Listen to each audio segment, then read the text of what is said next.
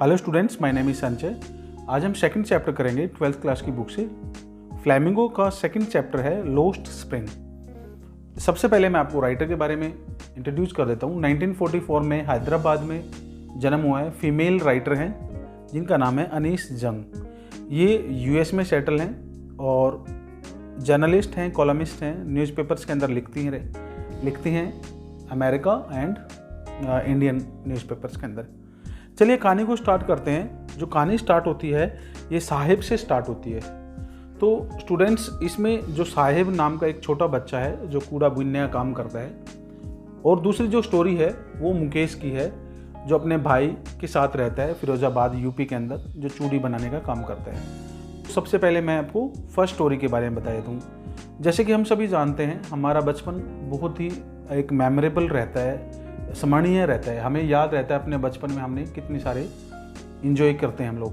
लेकिन कुछ ऐसे बच्चे भी हैं हमारे बीच में जो कि अपना बचपन को एंजॉय नहीं कर पाते, जिनका बचपन काम करते हुए बीतता है। और आपने भी अपने अड़ोस पड़ोस में कभी ना कभी तो ऐसा आपको मुलाकात हुई होगी, रेलवे स्टेशन पे, बस स्टैंड्स के ऊपर, या फिर कूड़े के ढेर पे ऐसे बच्चे आपको मिल जाते हैं जो कप्स को, प्लास्टिक्स को कुछ ना कुछ ढूंढते रहते हैं, पॉलीथीन्स को, ताकि उनको बेच के अपना रोजी रोटी कर सकें। चलिए स्टार्ट करते हैं इस कहानी को।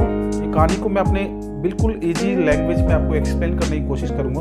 आप लाइन टू लाइन इसको एक बार पढ़ लेंगे और फिर जो मैं बता रहा हूँ इस कहानी को आप मैच करेंगे। ईजिली आपको ये समझ में आ जाएगी, बिल्कुल ईजी वे में मैं आपको एक्सप्लेन करूँगा। ये कहानी है साहिब की, जो कूड़ा बीनने वाला लड़का है। ऑथर उससे मिलती है और पूछती है कि वो स्कूल क्यों नहीं जाता है। तो वह कहता है कि हमारे एरिया में, हमारे घर के पास कोई स्कूल ही नहीं है।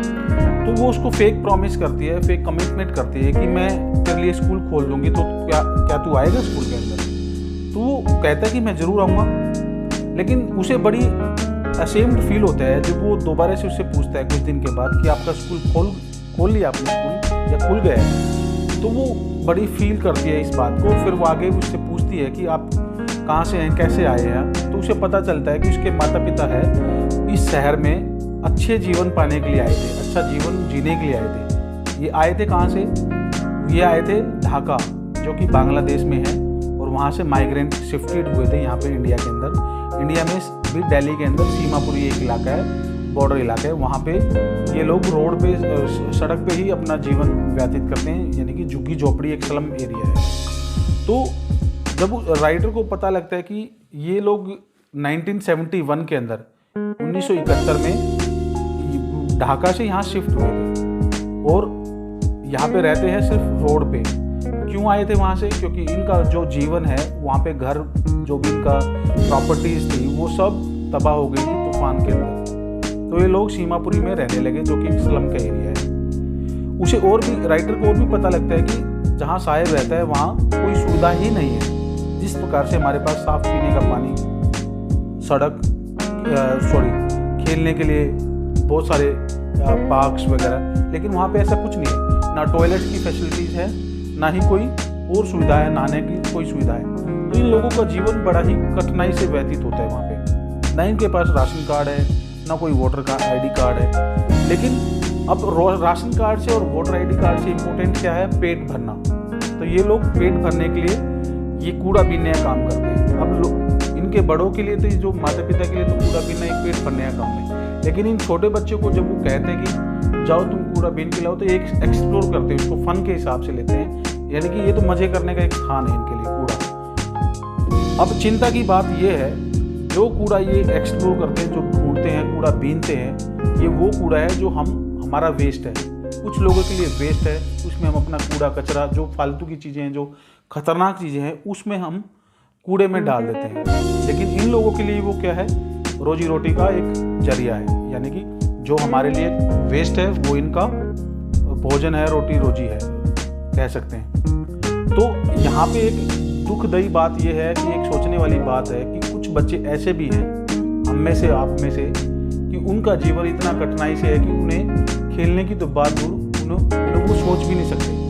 उनका सारा दिन कूड़ा बीनने में ही निकलता है। सारा दिन 10 रुपये मिले, 5 रुपये मिले, कुछ खाने को मिले या ना भी मिले, तो ऐसे बच्चे भी इंडिया के अंदर बहुत हैं। और इसी के लिए इस राइटर ने जो है ये चैप्टर पे जो है एक्सप्लेन किया है कि किस प्रकार से इंडिया के अंदर ये बातें होती हैं। आगे है कि ये कहानी बताते हैं कि हमें किस प्रकार से ये बच्चे नंगे पैर निकलते घरों से, इनके पास चप्पल पहनने के भी, चप्पल खरीदने के लिए भी पैसे नहीं हैं, ना ही इनके पास ऐसे कपड़े हैं कि ये अब उस खतरनाक जगह पे जहाँ पे जाते हैं वहाँ पे कितनी खतरनाक बीमारियाँ हैं, कितनी खतरनाक डिजीज़ और क्या क्या वहाँ पे एक नुकसान, एक खतरनाक चीज़ें हो सकती हैं, वो इनको बिल्कुल भी नहीं पता होता इन बच्चों को। लेकिन ये वहाँ पे ही काम करते हैं, ये कूड़ा ढूंढते हैं, सारा दिन में एक सिक्का मिल जाता है, कभी कभी इनको 10 रुपये भी मिल जाते हैं, तो बड़े खुश होते हैं। साहिब कभी स्कूल भी नहीं गया है क्योंकि तो स्कूल है ही नहीं, और गरीब कैसे स्कूल जा सकता है। आप ये देखिए कितने सारे ऐसे बच्चे हैं जो स्कूल जाते ही नहीं, चप्पल भी इनके पैरों में नहीं होती है, कपड़े भी नहीं होते हैं। अब साहिब को आगे इस चैप्टर से हमें पता लगता है कि साहिब को टेनिस खेल बहुत पसंद है, टेनिस का। लेकिन आप देखें टेनिस कितना महंगा खेल है, अगर चाहता भी है तब भी इस टेनिस खेल को ज्वाइन नहीं कर पाएगा। उसके पास जूते, किसी ने उसको जूते दे दिए, इस चैप्टर में जिक्र है टेनिस वाले जूते उसको दे दिए, जिसमें कुछ बच्चा पहनने से इनकार कर देता है, उसमें छेद है, फटे हुए हैं, तो लेकिन साहिब उसको पहन के बहुत खुश है, क्योंकि जो चीज़ वो चाहता है वो उसके जीवन में है नहीं। लेकिन वहाँ पे वो जब ऐसी जूते वगैरह मिल जाते हैं तो उसको खुशी होती है। एक गरीब को ही पता होता है कि उसकी खुशी कितनी थोड़ी चीज़ों में होती है। बाद में लेखक को पता चलता है कि जो साहिब है ये एक चाय की दुकान पे काम करने लगा है, 800 रुपये पर महीना, साथ में उसको खाना भी मिल रहा है तीनों टाइम का। लेकिन आप ये देखें कि अगर सारा दिन एक बच्चा चाय की दुकान पे काम करेगा तो वो खेलेगा कब, वो एंजॉय कब करेगा अपने बचपन को। तो यही सारी बातें फोकस करवाना चाहते हैं लेखक इस बात पे कि एक बचपन जो है हमारा, स्प्रिंग, जिस प्रकार से स्प्रिंग सीजन आता है, हॉप्स और उम्मीदें लेके आता है, नया सीजन होता है, ठीक उसी प्रकार बचपन भी हमारा एक स्प्रिंग के सीजन के जैसे है। और इसमें इस कहानी के अंदर इस स्प्रिंग को लॉस्ट कर दिया है, यानी कि इस बचपन की उस खुशी को लॉस्ट कर दिया है, खो दिया है इस साहिब नाम के बच्चे ने और इसके जैसे बहुत सारे बच्चों ने। तो ये है कहानी। अब सेकंड कहानी पे चलते हैं, सेकंड स्टोरी पे चलते हैं कि इसमें हमें पता चलता है कि फिरोजाबाद के बच्चे जो कि चूड़ी बनाने का काम करते हैं, फैक्ट्रीज है वहाँ पे बहुत सारे, वहाँ पे हमें ये पता चलता है कि मुकेश नाम का जो लड़का है उसने भी अपना बचपन गरीबी में खो दिया है। मुकेश अपने बड़े भाई के साथ रहता है, जो जिसका भाई यानी कि जो चूड़ी बनाने का काम करता है। वह कभी ड्राइवर बनना चाहता था या फिर मैकेनिक बनना चाहता था, लेकिन नहीं बन पाया, क्योंकि गरीबी की अवस्था में जो इंसान कोई काम करना चाहता है वो चाहकर भी नहीं कर पाता, क्योंकि मजबूरी उसके साथ होती है। परंतु मजबूरी और गरीबी की वजह से वह चूड़ी बनाने के काम में ही लगा रहता है। परंतु बहुत सारे लोग वहाँ पे जब लेखक जाती है, बात करते हैं, तो वो कहते हैं कि हमारे कर्मों में यही है, हमारा जो डेस्टिनी है, हमारे लक में यही काम लिखा है, या फिर हमारे पिछले जन्मों का फल हमें ये मिला है कि हमें चूड़ी बनाने का ही काम करना है। लेकिन ये एक गलत बात है, मिथ्या बात है। ऐसा कुछ नहीं है कि पिछले जन्मों का कोई काम नहीं है। हम चाहकर अपना जीवन बदल सकते हैं, चाहकर भी। अब जिसकी वजह से हमें यहाँ चूड़ियाँ बनाने का काम करते हैं वो लोग यहाँ पे बताते हैं। अब हज़ारों लोग वहाँ पे चूड़ियाँ बनाने का काम करते हैं। आपने सुना होगा, आप सर्च भी कर सकते हैं, गूगल कर सकते हैं। जो फिरोजाबाद है यूपी के अंदर, बहुत ही ज़्यादा एक बड़ा हब है चूड़ी बनाने का, बहुत ही। और ये जो काम है चूड़ी बनाने का बहुत खतरनाक होता है, क्योंकि जहाँ पे जिस जगह पे चूड़ी बनती है, ये ग्लासेस, शीशे की चूड़ियाँ जो बनती हैं वो बहुत खतरनाक भट्टी में बनती हैं। वो भट्टी में काम करना बहुत ही खतरनाक होता है। और कोई इक्विपमेंट्स भी नहीं होते इन बच्चों के पास, कोई आंखों पे लगाने का या फिर अपने शरीर पर पहनने का भी कोई ऐसा चीज़ नहीं होती है। तो ये अपने जीवन में बहुत सारे, कितने ही बच्चे वहाँ पे जो फैक्ट्रीज में काम करते हैं, अपनी आंखें खो देते हैं, अपनी आंखों की रोशनी को खो देते हैं, अपनी आई साइट्स को, क्योंकि वहाँ पे काम करना इतना खतरनाक है। बचपन से पहले ही वो अपनी वहाँ पे आंखें गुम कर देते हैं, खो देते हैं, यानी कि उनकी आंखें चली जाती, रोशनी काम नहीं करती।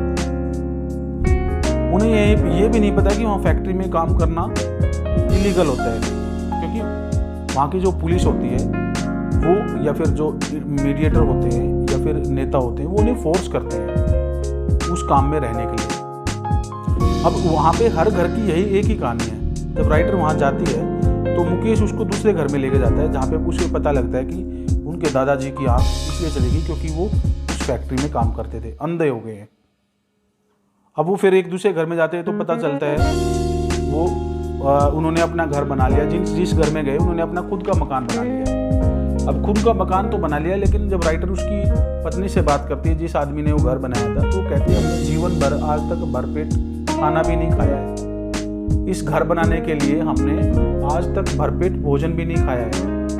तो तब कहीं ना कहीं जाकर राइटर के मन में फिर ये ख्याल आता है कि यहाँ पे कितनी दयनीय दशा है, कितनी खराब अवस्था में ये लोग रहते हैं। ये चाहकर भी इस काम को छोड़ नहीं पाते हैं। इनके पास इतने पैसे नहीं कि कोई दूसरा नया कारोबार कर पाए, कोई काम कर पाए।